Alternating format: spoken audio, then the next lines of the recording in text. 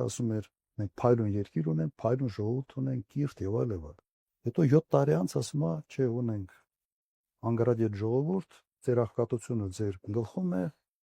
ունենք փնթի, վախկոտ եւ այլ եւ այլ։ Ինքը ինչ որ ձևի պիտի չարթարացնի ձախողումները։ Հիմա մեղքը գցում է ժողովրդի վրա։ Ասում է ես չէ։ Ասում է ինձ ուղղակի վատ ժողովուրդ հապայ ընկել։ Մեղավորը ես չեմ։ Իրականում գործարանային դեֆեկտ ունեցող ղեկավարն է։ Փաստը սա է։ Ես այս երկիրը ղեկավարել եմ 98-2008 թվականների։ Փայլուն ժողովուրդ, աշխատող, աշխատասեր, եւ դա եղել է մեր մրցակցային առավելությունը։ Ոչ մեր աշխարհագրությունն է, ոչ բնական պաշարներն է։ Մեր մրցակցային առավելությունը եղել է մեր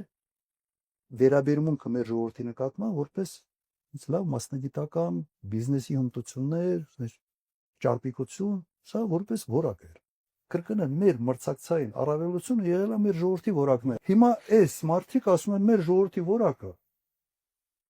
What is շշմում է։ Ինչ է այս ժողովրդի գլխին կապ։ Ինչ է ուզում է ժողովրդից։